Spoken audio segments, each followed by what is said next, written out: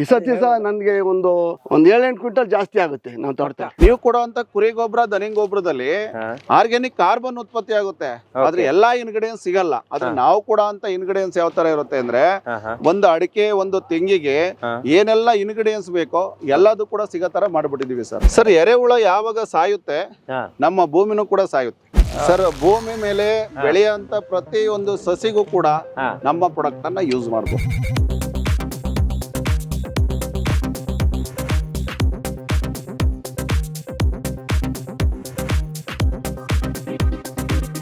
2-3% carbon ಇರ್ಬೇಕು ಭೂಮಿನಲ್ಲಿ. ಹೌದು, ಇವಾಗ ಏನಾಗಿದೆ ಅಂದ್ರೆ 0.5 ಆಗಿದೆ ಸರ್.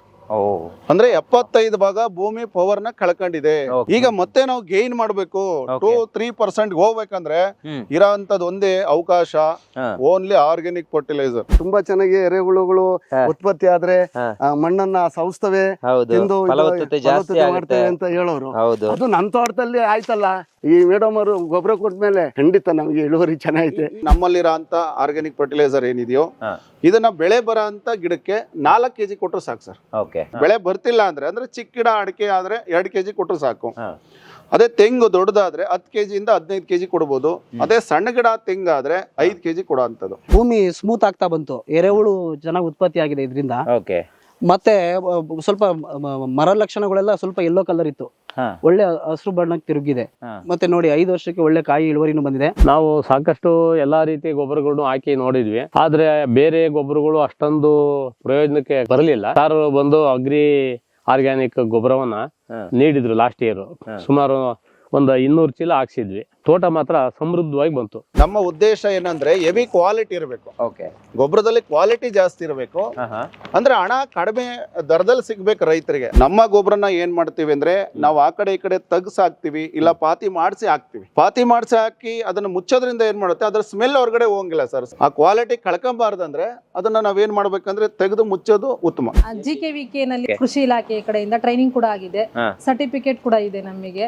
ಪ್ರಿಯ ವೀಕ್ಷಕರೇ ನಮಸ್ಕಾರ. ಕಾರ್ಯಕ್ರಮವನ್ನು ನೋಡಿ ಸುಮ್ಮನಾಗಬೇಡಿ, ನಮ್ಮ ವಾಹಿನಿಯನ್ನ ಸಬ್ಸ್ಕ್ರೈಬ್ ಮಾಡ್ಕೊಳ್ಳಿ. ವೀಕ್ಷಕರೇ ನಮಸ್ಕಾರ. ಎಲ್ಲಿದ್ದಾರೆ ಸಂದೀಪ್ ಅವರು ಅಂತ ನೀವು ಅಂದ್ಕೊಂಡಿದ್ದು ನಿಜ ಆಗಿದೆ. ನಾನು ಒಂದು ಪ್ಯೂರ್ ಗೊಬ್ಬರ ತಯಾರಿಕಾ ಕಂಪನಿಯ ಒಳಗಡೆ ಇದ್ದೀನಿ. ನೋಡಿ, ಅಲ್ಲಿ ಗೊಬ್ಬರ ತಯಾರಾಗ್ತಾ ಇದೆ ನೋಡಿ. ನೀವು ಇದುವರೆಗೂ ಹೈಲೈಟ್ಸ್ ಅಲ್ಲಿ ಏನು ನೋಡಿದ್ರಲ್ಲ, ಸೊ ಅದು ಇಲ್ಲೇ ರೆಡಿ ಆಗುವಂಥದ್ದು. ನಾನು ಇವತ್ತಿನ ವಿಡಿಯೋನ ಕಂಪ್ಲೀಟ್ ಆಗಿ ರೈತರಿಗೆ ಅರ್ಪಿಸ್ತಾ ಇದ್ದೀನಿ. ಯಾರ್ಯಾರು ಈ ವಿಡಿಯೋನ ನೋಡ್ತೀರಾ, ಅದು ಯೂಟ್ಯೂಬಲ್ಲಾಗಲಿ, ಫೇಸ್ಬುಕ್ಕಲ್ಲಾಗಲಿ ಅಥವಾ ಇನ್ಸ್ಟಾಗ್ರಾಮಲ್ಲಾಗಲಿ, ಇದನ್ನು ದಯವಿಟ್ಟು ಎಲ್ಲ ರೈತರುಗಳಿಗೂ ತಲುಪಿಸಿ ಅಂತ ಹೇಳೋಕೆ ಇಷ್ಟಪಡ್ತೀನಿ. ನೀವು ತೋಟಕ್ಕೆ ಗೊಬ್ಬರವನ್ನು ಹಾಕ್ತಾ ಇದ್ರೆ ಅದು ಯಾವ ಗೊಬ್ಬರವನ್ನು ಹಾಕ್ತಾ ಇದ್ದೀರಾ?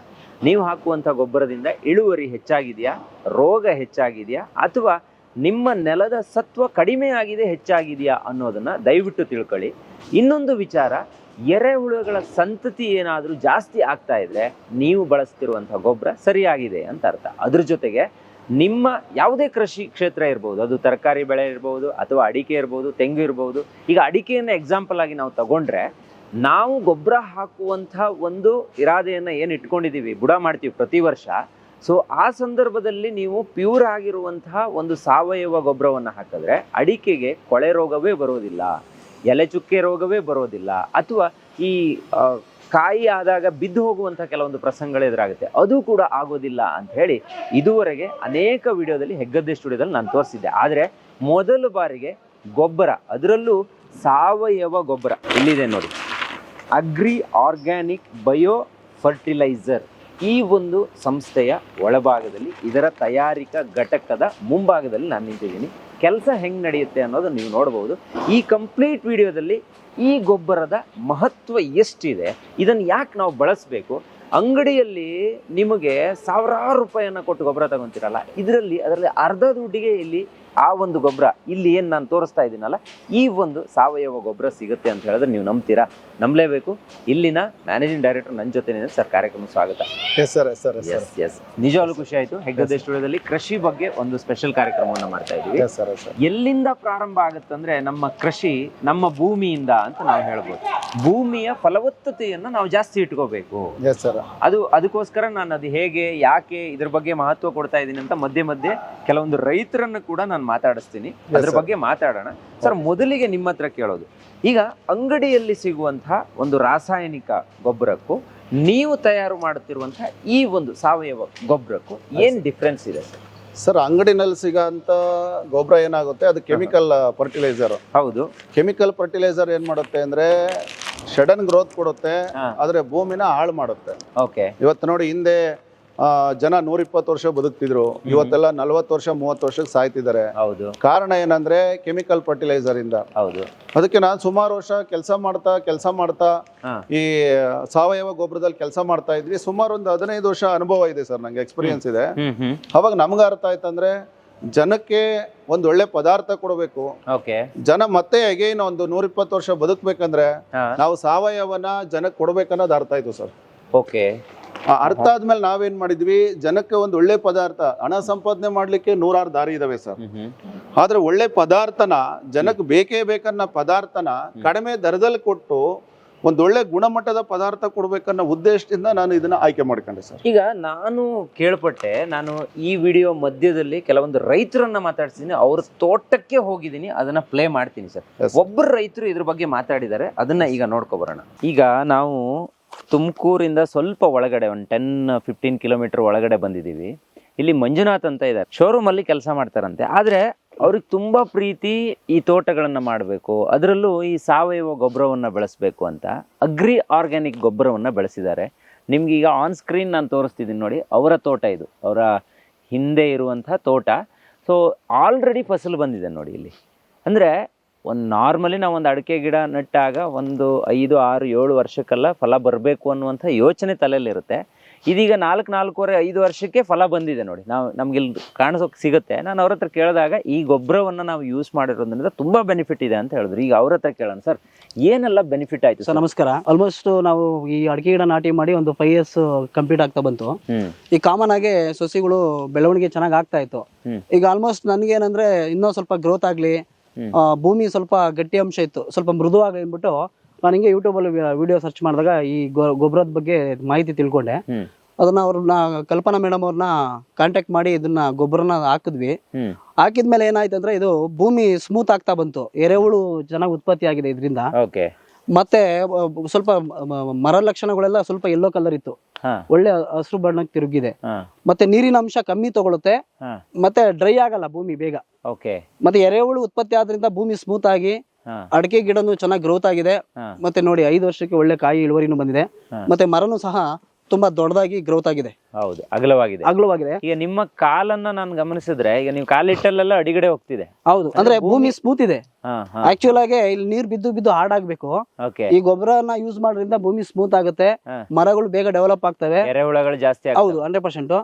ನೀರಿನ ಅಂಶ ಬೇಗ ಇದಾಗುತ್ತೆ, ಡ್ರೈ ಆಗಲ್ಲ.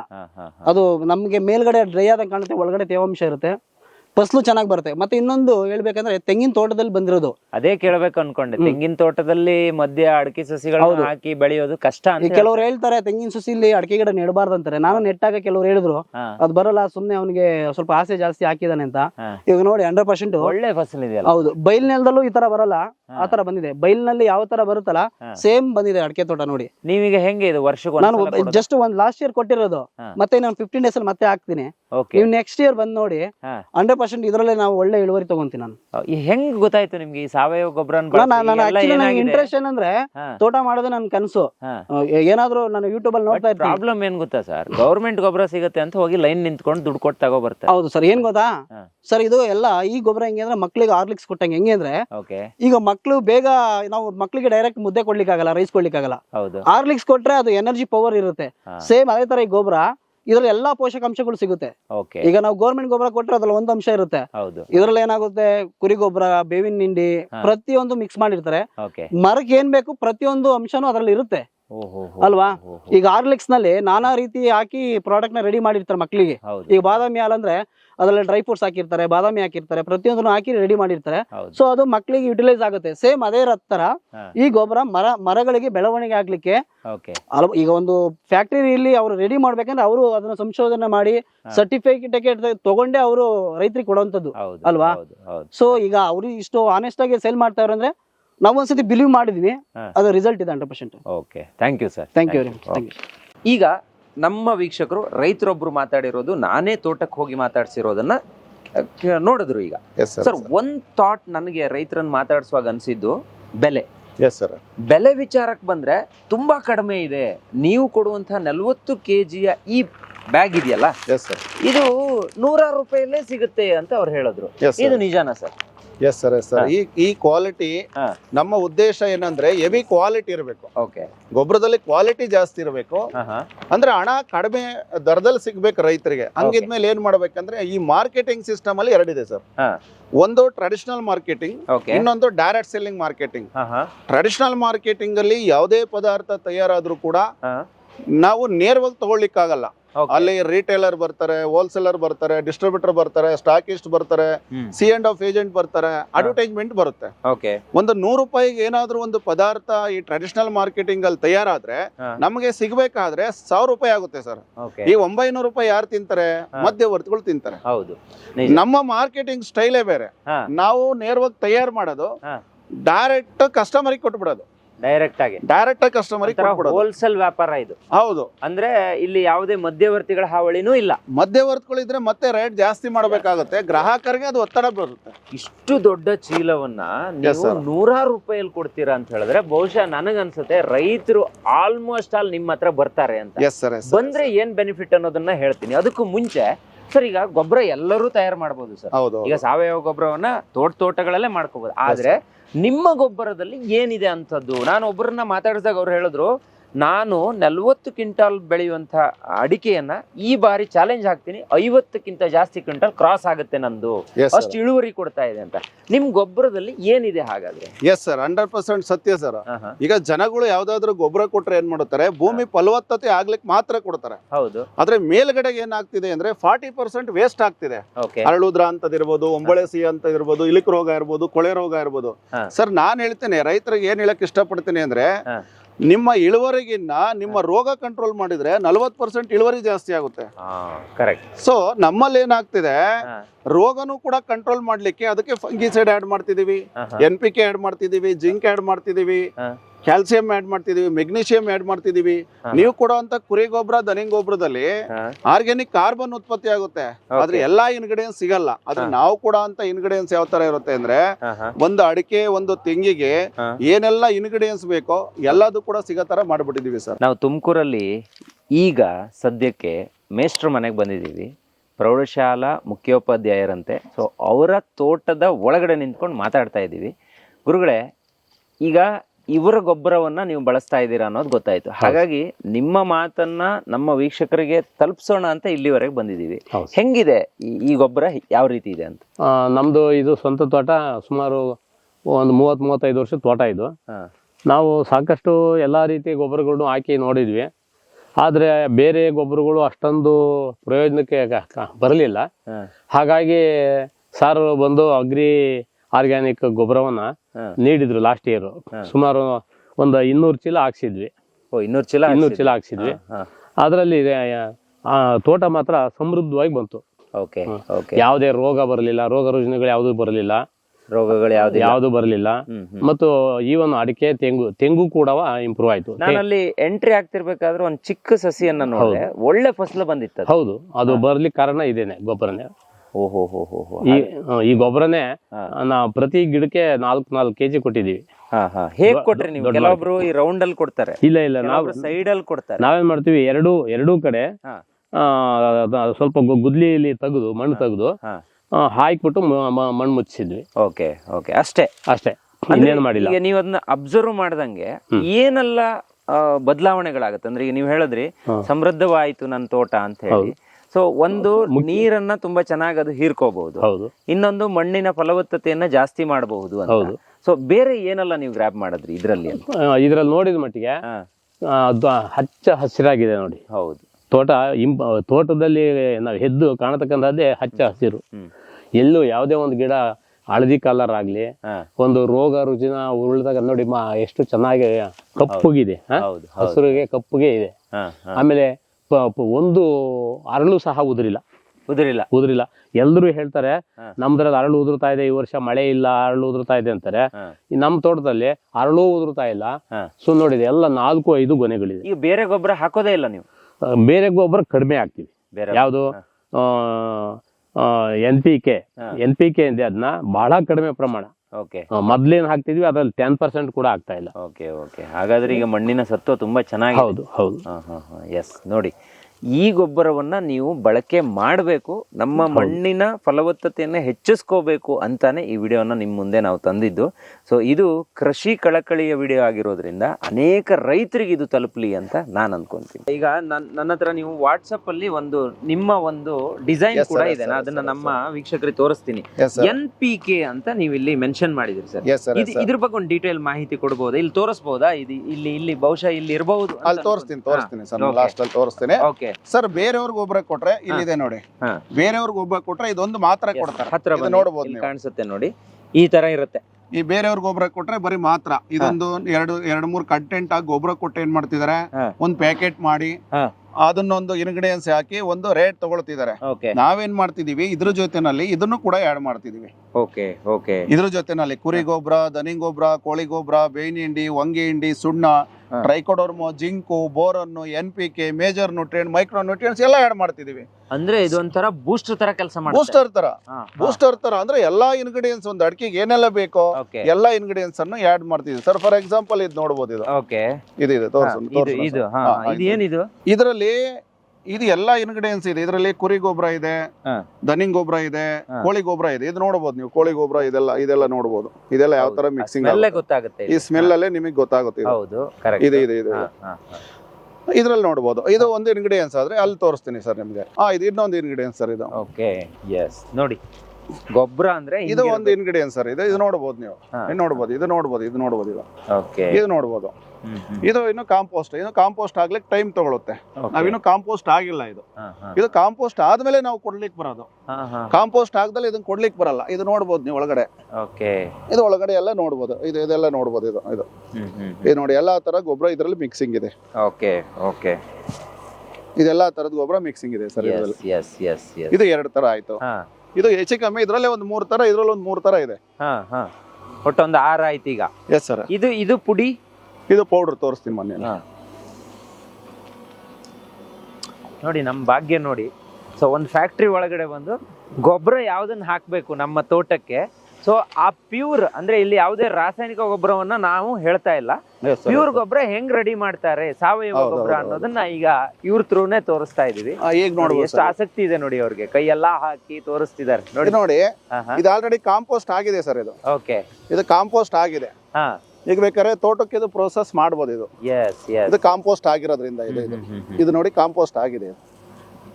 ಈಗ ಮಂಜು ಸರ್ ಇದಾರೆ, ನಾನು ಅವ್ರ ಮನೆ ತೋಟಕ್ಕೂ ಬಂದೆ. ಈಗ ನೋಡಿ ಅವ್ರ ಮಾತು ಎಷ್ಟು ಚೆನ್ನಾಗಿತ್ತು ಅಂತ ಹೇಳಿದ್ರೆ, ನಮ್ ತೋಟಕ್ಕೆ ಈ ಗೊಬ್ಬರವನ್ನು ಹಾಕಿದ್ಮೇಲೆ ಎರೆಹುಳಗಳು ರಾಶಿ ಆಗ್ಬಿಟ್ಟಿದಾವೆ, ಕೆಲಸಗಾರರೆಲ್ಲ ಖುಷಿಯಾಗಿದ್ದಾರೆ ಅಂತ ಅವ್ರ ಮಾತಿಂದಾನೆ ಕೇಳಿ ಹೇಳ್ತಾರೆ. ಹೌದು ಸರ್. ಈಗ ನಾವು ಈ ಗೊಬ್ಬರ ಕೊಟ್ಮೇಲೆ ಕೊಟ್ಕೊಂಡ್ ಬಂದಿದೀವಿ ನಾವು. ಎರೆಹುಳು ನೆನ್ನೆ ನನ್ಗೆ ಖುಷಿ ಆಯ್ತು.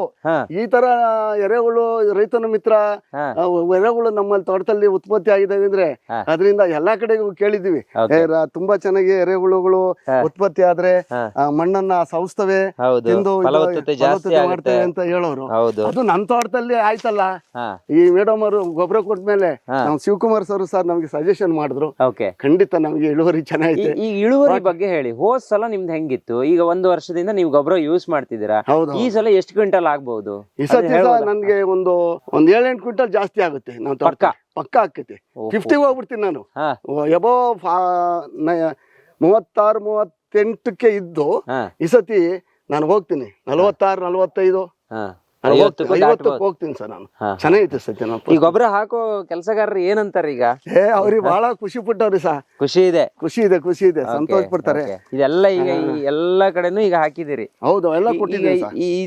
ಇದು ಮಾಡಿದ್ದು ಅದೇ ಕಾರಣಕ್ಕ? ಇಲ್ಲ, ಅಲ್ಲಿ ಈಗ ನೋಡಿ ಸೀಲ್ ಮಾಡ್ತಾ ಇದ್ದಾರೆ. ಇಲ್ಲಿ ಈಗ ರೆಡಿ ಆಗ್ತಾವ್ರ ಸರ್, ಕೊಡ್ತಾರೆ. ಈ ತರ ಸಾಲ ತೆಗೆದು ಇದ್ರೊಳಗೆ ಹಾಕ್ತಾರೆ. ಈಗ ಏನಕ್ಕೆ ಈ ತರ ಮಾಡ್ಸಿದೀವಿ ಅಂದ್ರೆ ಸಾಕಾಗುತ್ತೆ. ಇಲ್ಲಿ ಬೇರುಗಳು ಏನು ಆಗಲ್ಲ, ಸಮಸ್ಯೆ ಏನ ಬೇರುಗಳು ಏಟಾಗಲ್ಲ ಓಕೆ ಈ ತರ ಮಾಡೋದ್ರಿಂದ.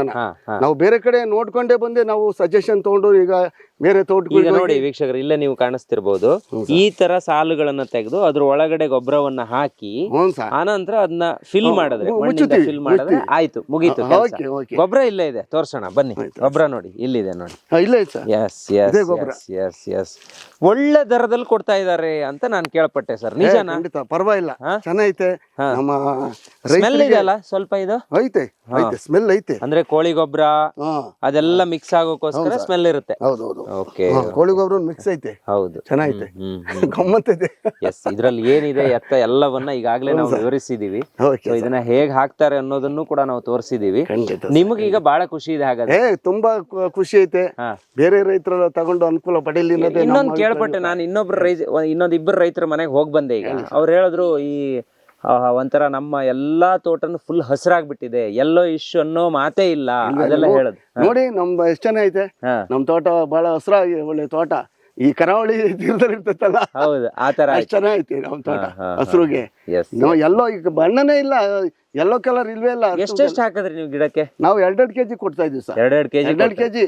ಈಗ ಮೇಡಮ್ ಅವ್ರು ಏನ್ ಹೇಳಿದ್ರು, ಒಂದೊಂದ್ ಗಿಡಕ್ಕೆ 4 ಕೆಜಿ ಕೊಡ್ರಿ ಅಂದ್ರು. ನಾನು ಫೀಲಿಂಗ್ ಮಾಡ್ಕೊಂಡು ಆದ್ರೂ ನೋಡೋಣ, ಪ್ರಯತ್ನ ಮಾಡೋಣ. ಬೇಡ ಅಂತ ಅನ್ಕೊಂಡಿದ್ರ? ಖಂಡಿತ ಬೇಡ ಅಂತಲೇ, ಬೇಡ ಮೇಡಮ್ ಇಂಥವೆಲ್ಲ ನೋಡ್ಬಿಟ್ಟಿದೀನಿ ಅಂತ ಹೇಳಿದೆ. ಕೊಟ್ರು ನಮ್ಗೆ. ಈಗ ನೋಡಿ, ಅವ್ರು ಹೆಲ್ಪ್ ಮಾಡಿದ್ದಾರೆ. ಬೇಕೇ ಬೇಕು ಅಂತಿದ್ದಾರೆ. ಖಂಡಿತ ಬೇಕು ನಮ್ಗೆ. ತಿರ್ಗಾ 100 ಚೀಲ ಹೇಳಿದೀನಿ ಸರ್ ಅವ್ರಿಗೆ. ಹೌದಾ? ಹೇಳಿದೀನಿ ನಾನು. Super sir, super, thank you. ಚೆನ್ನಾಗೈತೆ ಸರ್, ಚೆನ್ನಾಗೈತೆ. ನಿಮ್ಮಿಂದ ಅನುಕೂಲ ಐತೆ, ಧನ್ಯವಾದಗಳು ನಿಮ್ ಸಿಬ್ಬಂದಿಗೆಲ್ಲ. ಒಬ್ರು ಹೇಳಿದ್ರು ನನಗೆ, ನೋಡಿ ನನ್ಗೆ ಗೊತ್ತಿಲ್ಲ, ನಮ್ ಕೆಲ್ಸಗಾರರು ಹೇಳ್ಬಿಟ್ರು, ಅಷ್ಟೊಂದ್ ಎರೆಹುಳಗಳಾಗ್ಬಿಟ್ಟಿದಾವೆ, ಹೆಂಗೆ ಸರ್ ನಿಮ್ ತೋಟದಲ್ಲಿ ಇಷ್ಟು ಎರೆಹುಳ ಆಗಿದಾವೆ ಅಂತ ಕೆಲ್ಸಗಾರರು ಕೇಳಿದ್ರಂತೆ. ಅಷ್ಟು ಎರೆಹುಳಗಳನ್ನ ವೃದ್ಧಿ ಮಾಡುತ್ತೆ ಹೆಂಗೆ ಇದು? ಎಸ್ ಸರ್, ಆರ್ಗ್ಯಾನಿಕ್ ನಿಮಗೆ ಗೊತ್ತಿರ್ಬೋದು. ಆಯುರ್ವೇದ ಆರ್ಗ್ಯಾನಿಕ್ ಇದೇನ್ ಮಾಡುತ್ತೆ ಅಂದ್ರೆ, ಎರೆಹುಳಗಳಿಗೆ ಆಹಾರ ಕೊಡ್ತಿದ್ವಿ ನಾವು ಇದ್ರ ಮುಖಾಂತರ. ಎರೆಹುಳಗಳಿಗೆ ಆಹಾರ ಕೊಡ್ತಿದೀವಿ. ರೈತರು ಏನ್ ಮಾಡ್ತಿದಾರೆ ಅಂದ್ರೆ, ಕಳೆನಾಶಕ, ಕೀಟನಾಶಕ, ಕೆಮಿಕಲ್ ಫರ್ಟಿಲೈಸರ್ ಇಂದ ಎರೆಹುಳನ ಸಾಯಿಸ್ತಿದ್ದಾರೆ. ಹೌದು ಸರ್, ಎರೆಹುಳ ಯಾವಾಗ ಸಾಯುತ್ತೆ, ನಮ್ಮ ಭೂಮಿನೂ ಕೂಡ ಸಾಯುತ್ತೆ. ನಾವೇನ್ ಮಾಡ್ತಾ ಇದೀವಿ ಅಂತ, ಮುಂದಿನ ಪೀಳಿಗೆಗೆ ಭೂಮಿನ ಸಾಯಿಸ್ಬಿಟ್ಟು ಮಕ್ಳುಗಳು ಬಿಟ್ಟು ಹೋಗ್ತಿದೀವಿ. ನಾನು ಏನ್ ಹೇಳಕ್ ಇಷ್ಟಪಡ್ತೀನಿ ಅಂದ್ರೆ, ರೈತರಿಗೆ ಭೂಮಿನ ಏನು ಬೆಳೆ ಬೆಳಿಲಿಲ್ಲ ಅಂದ್ರೂ ಪರವಾಗಿಲ್ಲ, ಭೂಮಿ ಚೆನ್ನಾಗಿರ್ಲಿಕ್ಕೆ ಬಿಡಿ, ಹಾಳು ಮಾಡಬೇಡಿ. ಮುಂದಿನ ಪೀಳಿಗೆಗೆ ನಮ್ಮ ಮಕ್ಕಳುಗಳಿಗೆ ಏನಾಗ್ತಿದೆ ಅಂದ್ರೆ, ನಾವು ಭೂಮಿನ ಹಾಳು ಮಾಡಿ, ಭೂಮಿನಲ್ಲಿ ಕ್ಯಾಲ್ಸಿಯಂ ಇಲ್ಲ, ಮೆಗ್ನೀಸಿಯಂ ಇಲ್ಲ, NPK ಇಲ್ಲ, ಆರ್ಗ್ಯಾನಿಕ್ ಕಾರ್ಬನ್ ಅಂದ್ರೆ ಸಾವಯವ ಇಂಗಾಲ ಅಂತೀವಿ, ಅದೆಲ್ಲ ಬರ್ನ್ ಮಾಡಿ ನಾವು ನಮ್ಮ ಮಕ್ಳುಗಳಿಗೆ ಕೊಟ್ಟು ಹೋಗ್ತಿದೀವಿ. ಸರಿ, ಒಂದ್ ಥಿಂಗ್ ನಾನು ನಿಮ್ಮ ಹತ್ರ ಕೇಳಲೇಬೇಕು. ಆಲ್ರೆಡಿ ನಾನು ತುಂಬಾ ಯೂಸ್ ಮಾಡ್ಬಿಟ್ಟಿದ್ದೀನಿ ರಾಸಾಯನಿಕ, ಗವರ್ಮೆಂಟ್ ಗೊಬ್ಬರ ಲೈನ್ ಅಲ್ಲಿ ನಿಂತು ತಗೊಂಡ್ ಬಂದು ಹಾಳು ಮಾಡ್ಬಿಟ್ಟಿದೀನಿ ಅಂತ ಇಟ್ಕೊಳ್ಳೋಣ. ಈಗ ಇದನ್ನ ಅದೇ ಮಣ್ಣಿಗೆ ಯೂಸ್ ಮಾಡಬಹುದಾ, ಮತ್ತೆ ಫಲವತ್ತತೆಯನ್ನು ಹೆಚ್ಚಿಸೋದಕ್ಕೆ ಆಗುತ್ತಾ? ಎಸ್ ಸರ್, ಅಂದ್ರೆ ರೈತರಿಗೆ ತಾಳ್ಮೆ ಬೇಕು ಸರ್. ಈಗ ಆಲ್ರೆಡಿ ನಮ್ಮ 2-3% ಕಾರ್ಬನ್ ಇರ್ಬೇಕು ಭೂಮಿನಲ್ಲಿ. ಹೌದು, ಇವಾಗ ಏನಾಗಿದೆ ಅಂದ್ರೆ 0.5 ಆಗಿದೆ ಸರ್. ಅಂದ್ರೆ 75 ಭಾಗ ಭೂಮಿ ಪವರ್ ನ ಕಳ್ಕೊಂಡಿದೆ, 75 ಭಾಗ. ಈಗ ಮತ್ತೆ ನಾವು ಗೇನ್ ಮಾಡ್ಬೇಕು, 2-3% ಹೋಗ್ಬೇಕಂದ್ರೆ ಇರೋಂಥದ್ದು ಒಂದೇ ಅವಕಾಶ, only organic fertiliser, no more option. ಅದರಿಂದ ನಾವ್ ಏನ್ ಮಾಡ್ಬೇಕು, ಇಸ್ರೇಲ್ ನೋಡಿ, ಸ್ಟಾರ್ಟಿಂಗ್ ಅಲ್ಲಿ ಕೆಮಿಕಲ್ ಫರ್ಟಿಲೈಸರ್ ನ ತಂದವರು ಇಸ್ರೇಲ್ ದೇಶದವರು.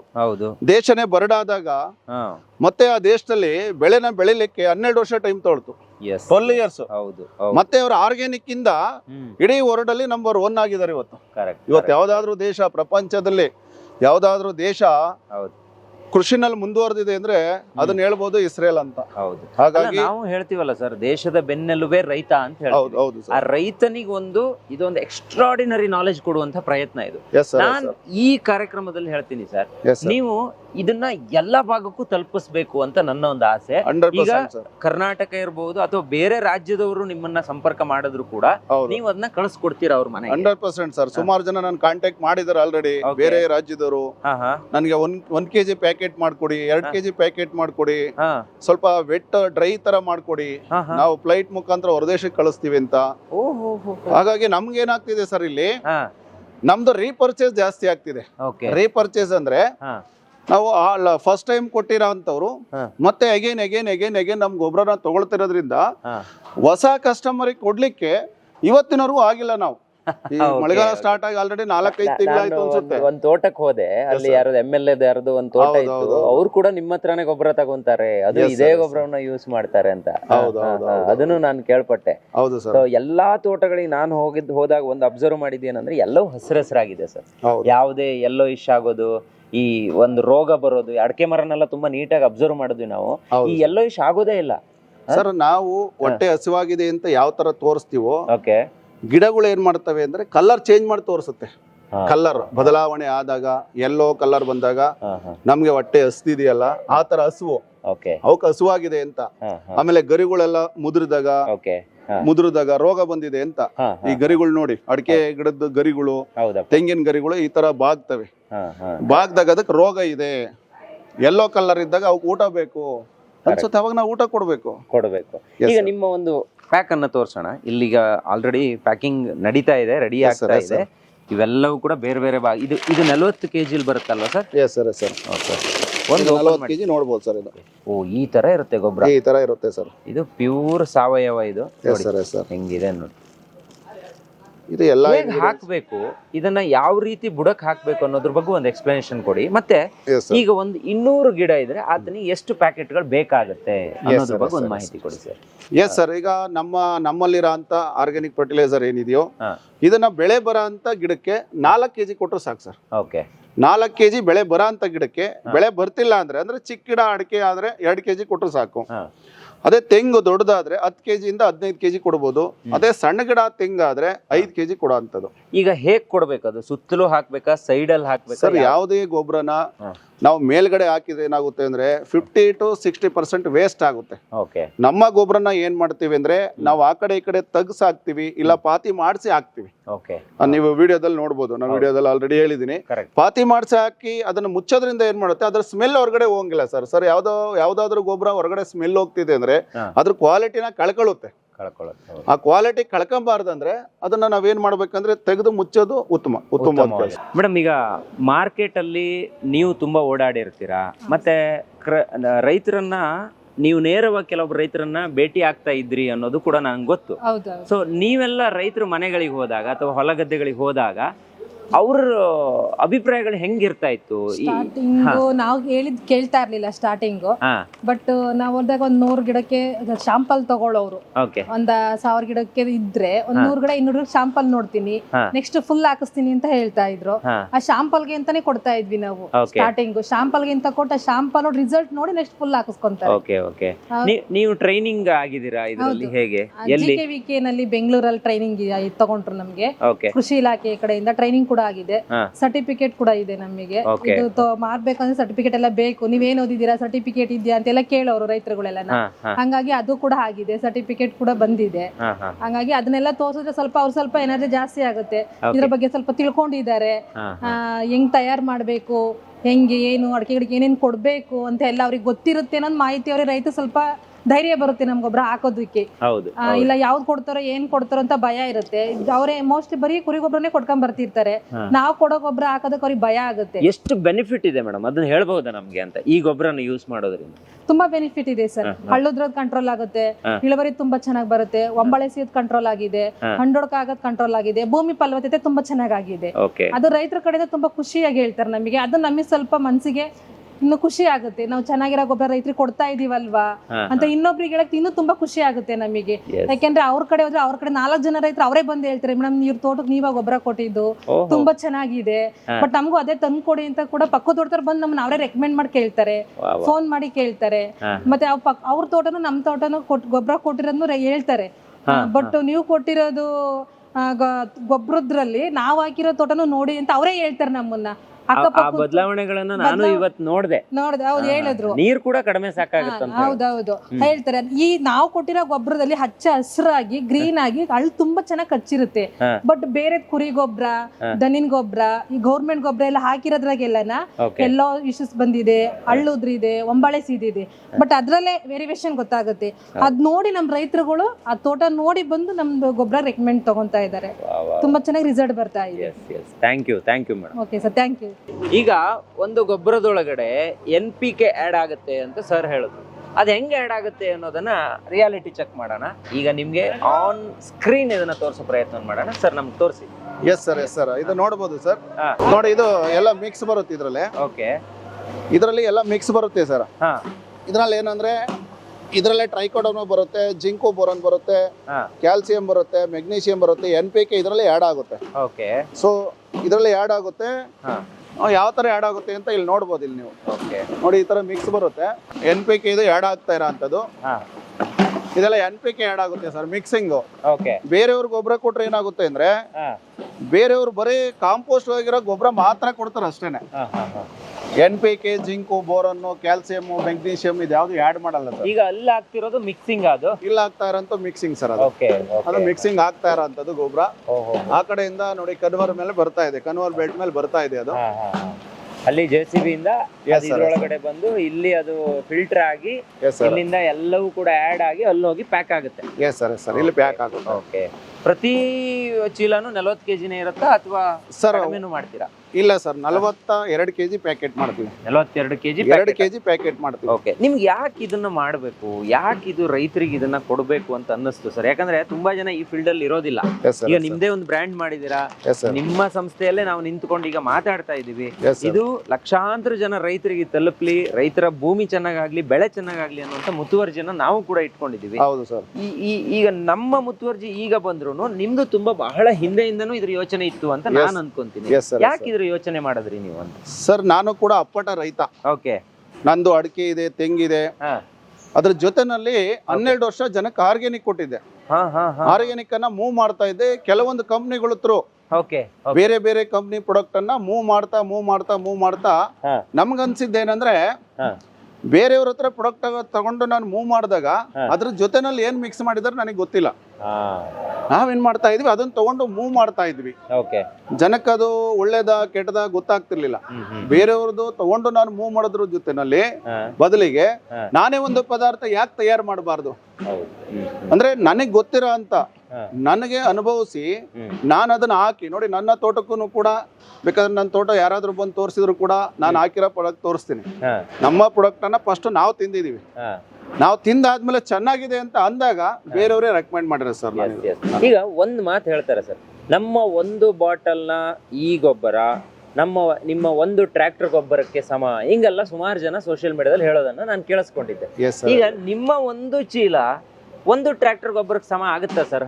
ಸರ್ ಹೊರಗಡೆಗಿರೋ ಅಂತ 10 ಲೋಡ್ ಕುರಿ ಗೊಬ್ಬರ, 10 ಲೋಡ್ ದನಿ ಗೊಬ್ಬರ, 10 ಲೋಡ್ ಕೋಳಿ ಗೊಬ್ಬರಕ್ಕೆ ನಮ್ದು 1 ಟನ್ ಸಮ. 1 ಟನ್ ನಮ್ಮ 1 ಟನ್ ಸಮ. ಯಾಕೆ ಅಂತ ಹೇಳ್ತೀನಿ ಕೇಳಿ. 1 ಟನ್ ಕುರಿ ಗೊಬ್ಬರನ ಕರಗಿಸಿದ್ರೆ, 1 ಟನ್ ಕುರಿ ಗೊಬ್ಬರನ ಕರಗಿಸಿ ಕಾಂಪೋಸ್ಟ್ ಅನ್ನ ಮಾಡಿದ್ರೆ ಕೆಲವು ಜನ ಹಿರಿಯ ರೈತರುಗಳಿಗೆ ಗೊತ್ತಿರುತ್ತೆ. ನಾವು ಮುಂಚೆ ಏನ್ ಮಾಡ್ತಾ ಇದ್ವಿ, ಗೊಬ್ಬರನ ನೇರವಾಗಿ ಅಡಿಕೆ ತೆಂಗಿ ಕೊಡ್ತಾ ಇರ್ಲಿಲ್ಲ.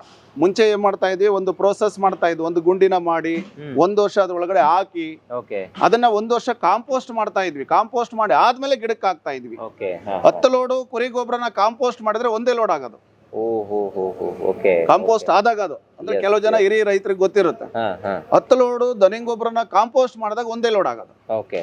ಆ ತರ ಇದು ಆಲ್ರೆಡಿ ಕಾಂಪೋಸ್ಟ್ ಆಗಿರೋ ಅಂತದ್ದು. ಇದೆಲ್ಲ ಕಾಂಪೋಸ್ಟ್ ಆಗಿರೋ ಅಂತ ಗೊಬ್ಬರನ ನಾವು ಕೊಟ್ರೆ ಡೇ 1 ಇಂದಲೇ ತಿನ್ಲಿಕ್ಕೆ ಸ್ಟಾರ್ಟ್ ಮಾಡುತ್ತೆ. ಗೊಬ್ಬರನ ತಿನ್ಲಿಕ್ಕೆ ಸ್ಟಾರ್ಟ್ ಮಾಡುತ್ತೆ. ನೀರನ್ನ ಕೂಡ ತುಂಬಾ ಚೆನ್ನಾಗಿ ಕಡಿಮೆ ತಗೊಳುತ್ತೆ. ಕಡಿಮೆ ತಗೊಂಡು ಹಿಡಿದಿಟ್ಕೊಳ್ಳುತ್ತೆ. ಅವಾಗ ನೀರಾವರಿನೂ ಕಡಿಮೆ ಬೇಕಾಗುತ್ತೆ. ಕಡಿಮೆ ನೀರಿನಲ್ಲಿ ಒಂದು ಒಳ್ಳೆ ಇಳುವರಿ ಬರುತ್ತೆ. ಈಗ ತುಂಬಾ ಜನರಿಗೆ ಒಂದು ಡೌಟ್ ಇರುತ್ತೆ ಸರ್, ಏನ್ ಗೊತ್ತಾ, ಇವ್ರು ಏನು ಅಡಿಕೆ ತೆಂಗು ಬಗ್ಗೆ ಹೇಳ್ತಾ ಇದ್ರು, ಬೇರೆ ಯಾವ್ದಕ್ಕಾಗತ್ತೆ ಇದು ಗೊಬ್ಬರ ಅಂತ. ಗೊಬ್ಬರ ಅಂತ ಹೇಳಿದ್ರೆ ಮಣ್ಣಿನಲ್ಲಿ ಯಾವುದೇ ಬೆಳೆಯನ್ನ ಬೆಳೆಯೋದಾದ್ರೂ ಆಗುತ್ತೆ. ನೋಡಿ ಇಲ್ಲಿ ಒಂದಿಷ್ಟು ಚಿತ್ರಗಳನ್ನ ಕೂಡ ನೀವು ಕೊಟ್ಟಿದ್ದೀರಾ ಸರ್. ಸೊ ಇದಿಷ್ಟು ಮಾತ್ರನಾ? ಈಗ ಇಲ್ಲಿ ತರಕಾರಿಗಳಿದೆ, ಅಡಿಕೆ ಇದೆ, ಅಥವಾ ಬಾಳೆ ಇದೆ. ಹೌದು, ಬಾಳೆ ಇದೆ, ತೆಂಗು ಇದೆ, ಆಮೇಲೆ ಕಾಳುಮೆಣಸು ಇದೆ, ಇಲ್ಲಿ ಶುಂಠಿ ಇದೆ. ಸೊ ಇದೆಲ್ಲದಕ್ಕೆ ಮಾತ್ರ ಆಗೋದಾ ಅಥವಾ ಇನ್ನೂ ಬೇರೆ ಬೇರೆ? ಸರ್ ಭೂಮಿ ಮೇಲೆ ಬೆಳೆಯುವಂತ ಪ್ರತಿಯೊಂದು ಸಸಿಗೂ ಕೂಡ ನಮ್ಮ ಪ್ರಾಡಕ್ಟ್ ಅನ್ನ ಯೂಸ್ ಮಾಡಬಹುದು. ನೋಡ್ರಿ, ಸಾವಯವ ಗೊಬ್ಬರವನ್ನ ಬಳಸಿ ರಾಸಾಯನಿಕ ಗೊಬ್ಬರದಿಂದ ಮಣ್ಣನ್ನ ನಾವು ಸಂರಕ್ಷಣೆ ಮಾಡಿ ಅಂತ ಇವರೇ ಹೇಳಿದ್ದಾರೆ. ನೋಡಿ, increasing soil moisture and booster ಅಂತ. ಈಗ ಬೂಸ್ಟರ್ ಬೇಕೇ ಬೇಕು, ಅದೆಲ್ಲವೂ ಕೂಡ ಈ ಗೊಬ್ಬರದಿಂದ ಸಿಗ್ತಾ ಇದೆ. ಆಮೇಲೆ 100% ಇದು ಅಗ್ರಿ ಸಾವಯವ ಗೊಬ್ಬರ ಅಂತ ಹೇಳೋದಕ್ಕೆ ನಾನು ಇಷ್ಟಪಡ್ತೀನಿ. ಯಾರಿಗಾದರೂ ಈ ವಿಡಿಯೋ ಇಷ್ಟ ಆಗಿದ್ರೆ ದಯವಿಟ್ಟು ಕಮೆಂಟ್ ಬಾಕ್ಸಲ್ಲಿ ಬಂದು ಬರೀರಿ ನಿಮ್ಮ ಅನಿಸಿಕೆ ಅಭಿಪ್ರಾಯವನ್ನು ಬಳಸಿ. ಮತ್ತು ಇನ್ನೊಂದು, ನಾನು ಆಲ್ಮೋಸ್ಟ್ ಇವತ್ತು 3 ಜನ ರೈತರ ಮನೆಗೆ ಹೋಗಿದ್ದೆ. ಸೊ ಹೋದಲ್ಲೆಲ್ಲ ಕಡೆನೂ ಕೂಡ ತುಂಬಾ ಪಾಸಿಟಿವ್ ರೆಸ್ಪಾನ್ಸ್ ಇತ್ತು. ಅವರೆಲ್ಲ ಈಗ 1 ವರ್ಷದಿಂದ ಯೂಸ್ ಮಾಡ್ತಿರೋರು ನೆಕ್ಸ್ಟ್ ಇಯರ್ ಫಸಲನ್ನು ಕಂಡುಕೊಳ್ತಾ ಇದ್ದಾರೆ. ಜಾಸ್ತಿ ಆಗಿದೆ ನಮ್ಮ ಬೆಳೆ ಅಂತಲೂ ಕೂಡ ಹೇಳಿದ್ದಾರೆ. ಸೊ ಹಾಗಾಗಿ ಅವರಲ್ಲಿರುವಂಥ ಖುಷಿ ನಗು ಇದೆಯಲ್ಲ, ಇದು ಬೇರೆ ಏನು ಕೊಟ್ಟರು ಸಿಗೋದಕ್ಕೆ ಸಾಧ್ಯ ಇಲ್ಲ. ಆ ಕೆಲಸವನ್ನ ನೀವು ಮಾಡಿದಿರಾ, ನನಗಂತೂ ಬಹಳ ಖುಷಿ ಆಯಿತು. ಹಾಗಾಗಿಯೇ ನಿಮ್ಮನ್ನ ಅರಸ್ಕೊಂಡು ಇವತ್ತು ಇಲ್ಲಿವರೆಗೆ ಬಂದು ಸೊ ಈ ವಿಡಿಯೋನ ಮಾಡಿ ಇದ್ರ ಬಗ್ಗೆ ಮಾಹಿತಿಯನ್ನು ಕೊಡೋದಕ್ಕೆ ಇಷ್ಟಪಟ್ಟಿದ್ದೀನಿ. ಮತ್ತೆ ಇದು ಸಾಕಷ್ಟು ಜನ ರೈತರಿಗೆ ತಲುಪಲಿ ಅಂತ ಅನ್ಕೊಂತೀನಿ. ರೈತರ ತಲೆಯಲ್ಲಿರೋದು ಒಂದೇ, ಒಳ್ಳೆ ಗೊಬ್ಬರ ಸಿಗುತ್ತಾ ಅಂತ. ಸೊ ಆ ಒಳ್ಳೆ ಗೊಬ್ಬರವನ್ನ ಇವತ್ತು ತೋರಿಸೋ ಪ್ರಯತ್ನವನ್ನು ಮಾಡಿದೀವಿ ಅಲ್ಲ ಸರ್? ನೀವೇನಂತೀರಿ ಕೊನೆಯದಾಗಿ? Yes sir, super sir. ನನಗೆ ಒಂದು ಖುಷಿ ವಿಚಾರ ಏನಂದ್ರೆ, ಎಸ್ ಸರ್, ಸರ್ ನಂಗೆ ಬೇರೆಯವ್ರ ಕಡೆಯಿಂದ ಪರಿಚಯ ಆಗಿದ್ದು. ಹೌದು, ಹೆಗ್ಗದೆ ಸ್ಟುಡಿಯೋ ಅವ್ರಿಗೆ ನಾನು ಕೃತಜ್ಞತೆಗಳನ್ನ ಹೇಳ್ತೀನಿ. Yes sir. ಯಾಕೆಂದ್ರೆ ಯಾರು ಕೂಡ ನಮ್ಮನ್ನ ಗುರುತಿಸಿರ್ಲಿಲ್ಲ.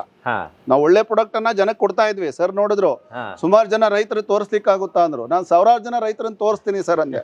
ಅಂದ ಕೆಲವೊಬ್ರು ನಂಬರ್ ತಗೊಂಡು ಅವರೇ ನೇರವಾಗಿ ಕಾಂಟ್ಯಾಕ್ಟ್ ಮಾಡಿದ್ರು ರೈತರುಗಳನ್ನ. ಇಲ್ಲ ಸರ್, ನಾನು ಯಾವ್ದಾದ್ರು ಒಂದು ಯೂಟ್ಯೂಬ್ ಚಾನಲ್ನ ನಾನು ಅಪ್ಲೋಡ್ ಮಾಡ್ಬೇಕಂದ್ರೆ ನಾನೇ ನೇರವಾಗಿ ಕಾಂಟ್ಯಾಕ್ಟ್ ಮಾಡಬೇಕು ಅಂತ ಹೇಳಿ ಕೆಲವೊಂದು ನಂಬರ್ ತಗೊಂಡು ಸರ್ ನೇರವಾಗಿ ಕಾಂಟ್ಯಾಕ್ಟ್ ಮಾಡಿದ್ರು. ಅವಾಗ ಅವ್ರಿಗೂ ಕೂಡ ಖುಷಿ ಆಯ್ತು. ಒಂದು 60-70 ಕಿಲೋಮೀಟರ್ ತಿರುಗಾಡಿದೀನಿ. ಎಸ್ ಸರ್, 60-70 ಕಿಲೋಮೀಟರ್ ನನಗೆ ಗೊತ್ತಿಲ್ದಂಗೆ ತಿರುಗಾಡಿದ್ದಾರೆ ಸರ್. ಹೌದು. ಹಾಗಾಗಿ ನೋಡಿ ಸರ್, ನೇರವಾಗಿ ನೋಡಿ, ನಮ್ಮ ಪ್ರಾಡಕ್ಟ್ ಅನ್ನ ನೋಡಿ, ನಿಮ್ಗೆ ಅರ್ಥ ಆಗುತ್ತೆ. ನನಗೂ ಕೂಡ ಇದ್ರ ಬಗ್ಗೆ ಅನುಭವ ತುಂಬಾ 14 ವರ್ಷದ ಅನುಭವನ ತಗೊಂಡು ಇದನ್ನ ಮಾಡಿದೀನಿ. ರೈತರಿಗೆ ಒಳ್ಳೇದಾಗ್ಲಿ ಅನ್ನೋ ಉದ್ದೇಶ, ದುಡ್ಡು ಮಾಡ್ಬೇಕನ್ನೋ ಉದ್ದೇಶ ಅಲ್ಲ ಸರ್. ದುಡ್ಡು ಮಾಡ್ಲಿಕ್ಕೆ 100 ದಾರಿ ಇದೆ. ಆದ್ರೆ ಜನಕ್ಕೆ ಒಂದು ಒಳ್ಳೆ ಪದಾರ್ಥನ ಕೊಟ್ಟು, ಒಂದು ರೈಟ್ ಪ್ರಾಡಕ್ಟ್ ಅನ್ನ ಕೊಟ್ಟು, ನಾವು ಕೂಡ ಚೆನ್ನಾಗಿರ್ಬೇಕು, ರೈತರು ಕೂಡ ಚೆನ್ನಾಗಿರ್ಬೇಕನ್ನೋ ಉದ್ದೇಶಕ್ಕೋಸ್ಕರ ಈ ಒಂದು ಪ್ರಾಡಕ್ಟ್ ಅನ್ನ ನಾನು ತೋರಿಸ್ತೆ. ತುಂಬಾ ಕಡಿಮೆ ಬೆಲೆಯಲ್ಲಿದೆ. ಮಾರ್ಕೆಟ್ ಅಲ್ಲಿ ನಾವು ರಾಸಾಯನಿಕ ಗೊಬ್ಬರ ಏನ್ ನೋಡ್ತಾ ಇದೀವಿ, ಅದಕ್ಕೆ ಅರ್ಧ ಪ್ರೈಸ್ ಅಲ್ಲಿ ಸಿಗುತ್ತೆ. ಕೊಡ್ಬೇಕನ್ನೋ ಉದ್ದೇಶ ಸರ್. ರೈತರಿಗೆ ಒಂದು ಒಳ್ಳೆ ಪದಾರ್ಥ ಕೊಟ್ರೆ ಲೈಫ್ ಟೈಮ್ ಅವ್ರ ನನ್ ಜೊತೆಗೆ ಇರ್ತಾರ ಅವರು, ಜೀವನ ಪರ್ಯಂತ. ನಾನು ಅವಾಗ್ಲೇ ಹೇಳಿದೆ, ನಮ್ಮ ಪ್ರಾಡಕ್ಟ್ ರೀಪರ್ಚೇಸ್ ಜಾಸ್ತಿ ಆಗ್ತಿದೆ. ರೀಪರ್ಚೇಸ್ ಅಂದ್ರೆ ಒಂದು ಸಲ ತಗೊಂಡಂತ ವ್ಯಕ್ತಿ ಪದೇ ಪದೇ ಅವ್ರು ತಗೊಳ್ಳೋದಲ್ದಲೆ 100 ಜನಕ್ಕೆ ಪ್ರಚಾರ ಮಾಡ್ತಿದ್ದಾರೆ. ಇದು ಮೌತ್ ರೆಕಮೆಂಡ್ ಅಂತ ಹೇಳ್ತೀವಿ. ಆ ಮೌತ್ ರೆಕಮೆಂಡ್ ಇಂದ ನಮ್ಮ ಪ್ರಾಡಕ್ಟ್ ಮೂವ್ ಆಗ್ತಿದೆ. ಇವತ್ತು ನಾವು ತಯಾರು ಮಾಡಿ ಕೊಡ್ಲಿಕ್ಕೆ ಆಗ್ತಿಲ್ಲ, ಜನಕ್ಕೆ ತಯಾರು ಮಾಡಿ ಕೊಡ್ಲಿಕ್ಕೆ ಆಗ್ತಿಲ್ಲ. ಅಷ್ಟು ಆರ್ಡರ್ ಬಂದಿದೆ, ನೀವು ನೋಡ್ಬೋದು ಎಷ್ಟು ಆರ್ಡರ್ ಇದೆ.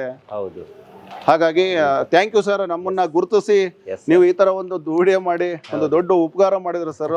ಅವ್ರಿಗೋಸ್ಕರ ನಾನು ಧನ್ಯವಾದ ಹೇಳ್ತೀನಿ. Thank you so much. Thank you sir, thank you.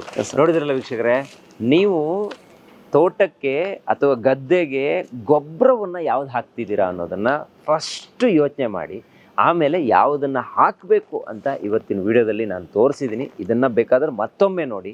So ನಿಮಗೆ ಇನ್ನೂ ಹೆಚ್ಚಿನ ಡೌಟ್ಸ್ಗಳಿದ್ರೆ ಅಥವಾ ಇನ್ನೂ ಏನೋ ಕನ್ಫ್ಯೂಷನ್ ಆಗ್ತಾ ಇದೆ ಅನ್ನೋದಿದ್ರೆ, ನಾನು ಡಿಸ್ಪ್ಲೇಯಲ್ಲಿ ಕಾಂಟ್ಯಾಕ್ಟ್ ನಂಬರ್ ಕೊಟ್ಟಿರ್ತೀನಿ. ಡಿಸ್ಕ್ರಿಪ್ಷನ್ ಬಾಕ್ಸಲ್ಲಿ ಅವರ ಆಫೀಸ್ ಅಡ್ರೆಸ್ ಕೂಡ ಇರುತ್ತೆ. ತುಮಕೂರಲ್ಲಿ ಅವರ ಆಫೀಸ್ ಇದೆ. ಒಂದ್ಸಲ ಬೇಕಾದ್ರೆ ನೇರವಾಗಿ ಕರೆ ಮಾಡಿ, ಇಲ್ಲ ನೇರವಾಗಿ ಬಂದು ಮಾತಾಡಿ ಅಂತ ಹೇಳ್ತಾ ಇವತ್ತಿನ ಕಾರ್ಯಕ್ರಮ ಮುಗಿಸ್ತಾ ಇದ್ದೀನಿ. Stay tune, Heggadde studio.